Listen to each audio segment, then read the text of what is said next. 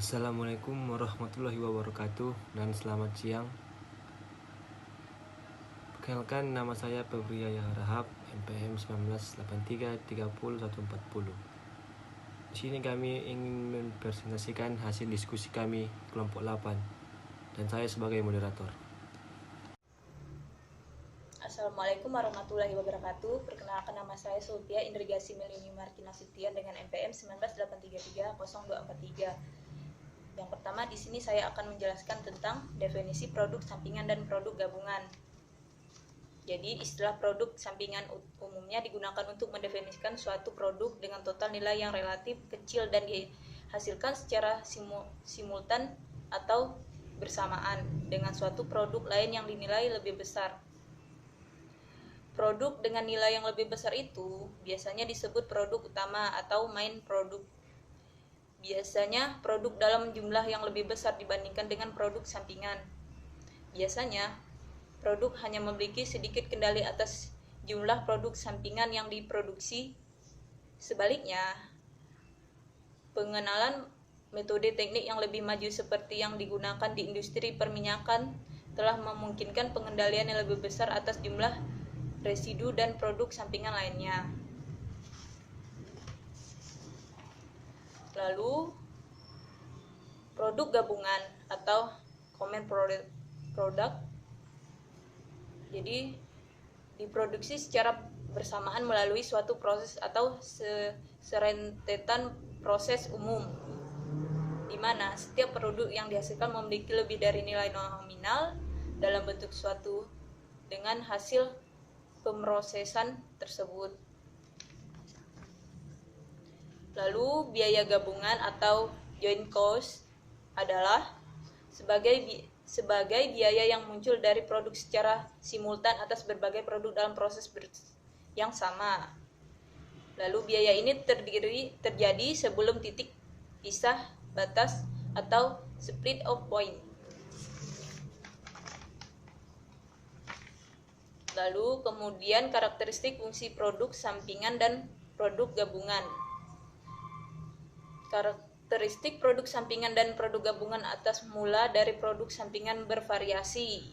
Produk sampingan muncul dari pembersihan produk utama seperti gas dan tar yang muncul dari produk arang. Biasanya memiliki nilai sisa dan suatu yang sama.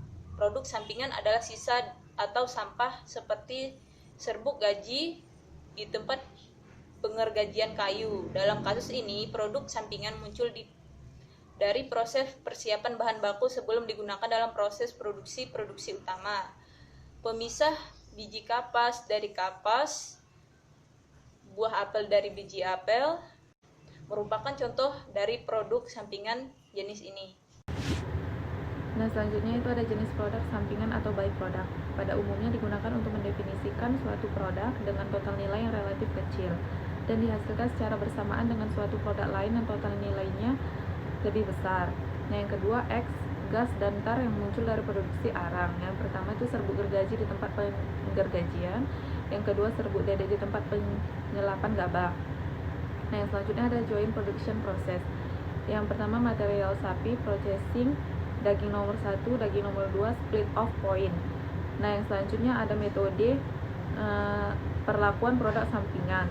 Terbagi menjadi dua. Yang pertama non-cost methods, perlakuan penjualan produk sampingan. Itu terbagi menjadi 4. Yang pertama sebagai penghasilan di luar usaha, yang kedua sebagai tambahan penjualan produk utama. Nah, yang ketiga sebagai pengurangan HPP penjualan, yang keempat sebagai pengurangan total biaya produksi. Nah, yang kedua itu ada cost methods yang terbagi menjadi dua. Yang pertama itu ada replacement cost method atau biaya pengganti, dan yang kedua metode nilai pasar. Nah, yang selanjutnya ada produk samping, laporan laba atau rugi pendapatan sekian, HPP sekian, laba kotor sekian, biaya administrasi sekian, laba bersih usaha sekian, dan penghasilan di luar usaha. Penjualan produk sampingan sekian ditambahkan laba bersih sekian. Selanjutnya, laporan laba rugi produk sampingan terdiri dari pendapatan yang terdiri dari penjualan produk utama, penjualan produk sampingan, total pendapatan, HPP, laba kotor, biaya, terdiri dari pemasaran, administrasi, dan laba bersih usaha.